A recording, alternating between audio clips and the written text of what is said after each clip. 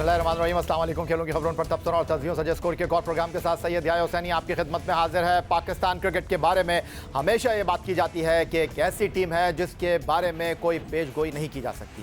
ये कमज़ोर से कमज़ोर टीम के खिलाफ चारों शान चित हो जाती है और टॉप क्लास टीम को भी ज़मी बोस करने में कोई कसर नहीं छोड़ती।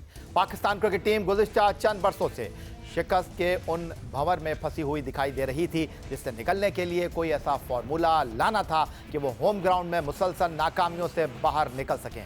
बांग्लादेश के खिलाफ टेस्ट सीरीज में तारीखी शिकस्त ने पाकिस्तान क्रिकेट बोर्ड की आंखें खोल दी और टीम में सर्जरी करते हुए टॉप क्रिकेटर्स जो परफॉर्म नहीं कर पा रहे थे उन्हें आराम दिया गया और सबसे बड़ी तब्दीली सिलेक्शन कमेटी में लाई गई।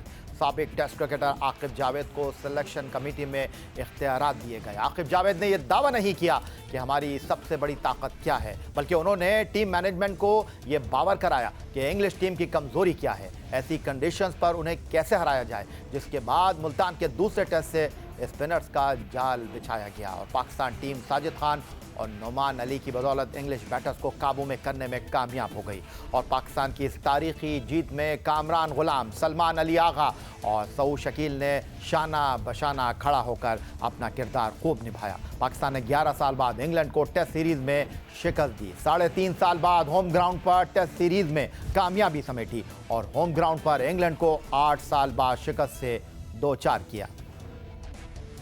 कराची से खैबर तक पाकिस्तान की जीत पर आज जश्न मनाया जा रहा है, मिठाइयाँ तकसीम की जा रही हैं और आज इस कामयाबी पर टीम पाकिस्तान के तमाम खिलाड़ी, management, Pakistan cricket board, chairman cricket board Syed Mohsin Raza Naqvi, Pakistan cricket board के हुक्काम सभी मुबारकबाद के मुस्तहिक हैं और आज एक बार फिर ये साबित हुआ कि पाकिस्तान क्रिकेट बैनुल अक़वामी क्रिकेट की एक हकीकत थी, है और रहेगी और अगर पाकिस्तान अपनी गलतियों से सीख कर सही मानों में चीज़ों को सही करीने के साथ लेकर चले तो कामयाबियां टीम पाकिस्तान के कदम चूम सकती हैं। हमारे साथ मौजूद हैं पाकिस्तान के 3 साबिक क्रिकेटर्स। अहमद शहजाद हमारे साथ मौजूद हैं जिन्होंने पाकिस्तान के लिए वनडे टेस्ट T20 क्रिकेट में पहली सेंचुरी स्कोर की। राशिद लतीफ़ साहब मौजूद हैं जिन्होंने पाकिस्तान क्रिकेट टीम की टेस्ट वनडे में क़यादत के फ़राइज़ अंजाम दिए। सिकंदर बख्श साहब मौजूद हैं और रोज़नामा जंग कराची के क्रिकेट कॉरेस्पॉन्डेंट अब्दुल माजिद भट्टी साहब हमारे साथ मौजूद हैं।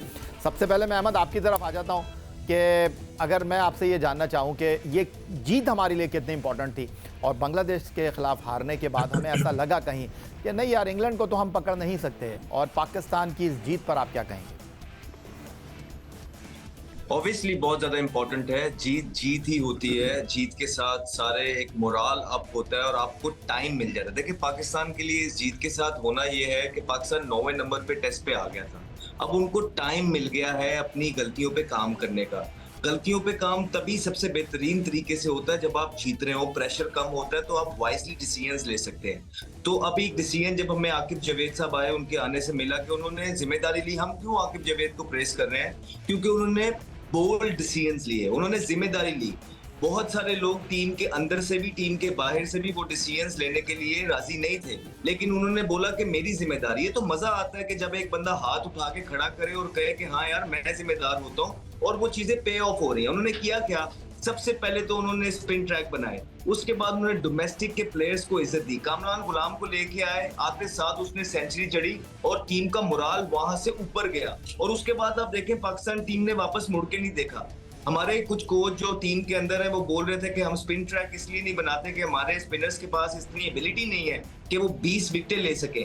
तो 39 विकेट्स उन्होंने 2 टेस्ट मैच में लेके दिए। तो ये वो चीजें हैं जिसपे काम होने वाला है। अब इस सिलसिले को रोकना नहीं है। अब जिस तरह अब्दुल्ला शफीक को राहुल द्रविड़ बना के पेश किया गया है, थ्रू आउट फेल हो रहे हैं। साइम अयूब आपके सामने है, हुरैरा आपने पीछे 6 साल से ये किया याया भाई कि आपने फियर ऑफ फेलियर को ढाल बना के अपने दोस्तों को लेके चलते रहे। ऐसा नहीं होता। जब हम खेल रहे थे 4, 5, 6 इनिंगें होती हैं, दैट इज इट। उसके बाद दूसरे डोमेस्टिक के प्लेयर को मौका मिलता है, यूं एक साइकिल चलता रहता है और आपके प्लेयर छोड़ छोड़ के यूएसए यूएई नहीं जाते। तो अब ये वो चीजें हैं कि डोमेस्टिक के प्लेयर्स को इज्जत देनी है। अभी भी बहुत सारे प्लेयर्स हैं जिनको लेके आना है। अब ऑस्ट्रेलिया की सीरीज जो अनाउंस होने वाली है उसमें बहुत सारी चीजें क्लियर हो जाएंगी कि पाकिस्तान किस शिफ्ट की तरफ आगे बढ़ रहा है। लेकिन पूरे पाकिस्तान को, पाकिस्तान की मैनेजमेंट को, कप्तान को, चेयरमैन, सबको मुबारक हो। इससे सीखना है और आगे बढ़ना है क्योंकि चीजें अभी बहुत सारी बाकी रहती हैं। इससे खाली इस जीत के साथ अगर आप रुक गए तो यहाँ पे चीजें रुक जाएंगी, कल से फिर क्रिटिसिज्म स्टार्ट हो जाएगा। नहीं, क्रिटिसिज्म बिल्कुल भी नहीं होगा अहमद शहजाद साहब, क्रिटिसिज्म बिल्कुल भी नहीं होगा। हम जीत का जश्न मनाएंगे, अपने हीरोज़ को जो है वो खराज तहसीन पेश करेंगे, उनकी कारकर्दगी को सराहेंगे। सिकंदर बख्श साहब, जो अहमद अभी बात कर रहे थे कि अब ये टाइम है कि हमको एक चीज़ को देखना चाहिए। खुद chairman cricket board Syed Mohsin Raza Naqvi साहब कह रहे थे कि हम डोमेस्टिक क्रिकेट के परफॉर्मर को रिस्पेक्ट देंगे, और आप देखिए कि डोमेस्टिक क्रिकेट के परफॉर्मर को आप लेकर आए। कामरान गुलाम ने 100 किया डेब्यू के ऊपर, 40 विकेटें गिरी हैं। हमको मसला ये था कि हम 10 आउट नहीं कर पा रहे थे। जो 4 इनिंग में 40 विकेटें हैं, उनमें से 39 विकेटें जो हैं वो साजिद और नोमान ने हासिल की। ये डोमेस्टिक क्रिकेट के परफॉर्मर हैं, ये 15 साल से खेल रहे हैं, और अब आपको ये बात अंडरस्टैंड करनी चाहिए, जो हमारी ताकत है, जो हमारी कुव्वत है, हमें उसके ऊपर ही जाना चाहिए। देखिए, अभी किसी ने बड़ी अच्छी बात बोली थी कि वोट को इज्जत दो, कहते हैं ना, इसी तरह फर्स्ट क्लास क्रिकेट को इज्जत दें आप। बिल्कुल दे। देखिए, इसमें मोहसिन नकवी साहब को मैं इसलिए क्रेडिट देना चाहता हूँ कि उन्होंने वहाब रियाज, रज़ाक, यूसुफ और पता नहीं किन किन को ट्राई करने के बाद आकिब के पास आए। वो एक पे फंसे नहीं रहे। उनको क्रिटिसाइज़ किया गया, सेनेट में खड़े होकर लोगों ने हर जगह के जी क्रिकेट तबाह कर दी। उन्होंने बहुत अच्छा रिलीफ दिया है। ये रिलीफ वैसे ही है जैसे मजाकन कर रहे हैं, जैसे IMF हमें लोन दे देता है ना, रिलीफ हो जाता है, मगर हमें खुद फाइट बैक करना है इसमें। और ये टेम्परेरी जो रिलीफ मिला है, इसके अंदर हमने फ़र्स्ट क्लास क्रिकेट को अच्छी सिलेक्शन करनी है। जैसे अहमद बोल रहा है कि कितने लड़के हैं, मैंने कल भी आपसे सामने जिक्र किया था कि हुरैरा को बिठा के पानी पिला रहे थे आप। यार उस बेचारे को भेज देते एशियन इमर्जिंग में, वो जाकर खेल लेता। खैर एनीवे, गलतियाँ हो गई। अब हमने अपने एक स्ट्रेटजी बनाकर ऑस्ट्रेलिया के लिए एक अच्छी टीम बनाए। हो सकता है कि हम ऑस्ट्रेलिया जाके हमारी परफॉर्मेंस अच्छी ना हो, मगर हमें एक लाइन मिल गई है, हमें एक डायरेक्शन मिली है, हमने उसको अब फॉलो करना है। ठीक हो गया। राशिद लतीफ़ साहब, माजिद भट्टी साहब कह रहे थे कि आप माशाल्लाह सुबह से बहुत ज़्यादा इन है, आपको चाय पीने का वक्त भी मिला। कान मसूद की क़यादत में पाकिस्तान ने पहले मुल्तान में और उसके बाद अब सिर्फ 3 दिन में इंग्लैंड को पिंडी क्रिकेट स्टेडियम रावलपिंडी में शिकस्त देकर 3 टेस्ट मैचों की सीरीज़ अपने नाम कर ली है 2-1 से। और पाकिस्तान की इस जीत में मरकज़ी किरदार अदा किया पाकिस्तान के 2 स्पिनर्स ने, जिन्होंने इंग्लैंड की 4 इनिंग में पाकिस्तान के लिए बड़ी शानदार कारकर्दगी का मुजाहरा किया और 39 विकेटें साजिद खान और नोमान अली ने हासिल की। मजमूई तौर पर 4 इनिंग में 181.3 ओवर्स किए इन 2 बॉलर्स ने, 678 रन दिए और 20 विकेटें लेने में कामयाब रहे नोमान अली। 19 खिलाड़ियों को आउट किया साजिद ने और 8 for 40 बेस्ट परफॉर्मेंस रही नोमान की, और 7 विकेट 111 रन देकर साजिद खान की परफॉर्मेंस। राशिद लतीफ़ साहब, गैर मामूली कारकर्दगी नोमान की और साजिद की, और उन्होंने पाकिस्तान का सर फ़ख्र से बुलंद कर दिया। और इंग्लैंड की वो टीम जो कि सोच कर आई थी कि हम 2022 की तारीख़ को दोहराएंगे, उनको जनाब हैरान कर दिया। जी, हमने बहुत सारी बातें दोनों के बारे में बहुत ज़्यादा की हैं, साजिद और नोमान पे। अगर हम देखा जाए तो पहली इनिंग की जो पिच थी वो बहुत ज़्यादा टर्निंग नहीं थी। टर्निंग जब मिली इनको सेकंड इनिंग में, स्पेशली नोमान को, ये इतनी अच्छी वेरिएशन की है ना, स्लो बॉल पे इन्होंने कमिट कराया है।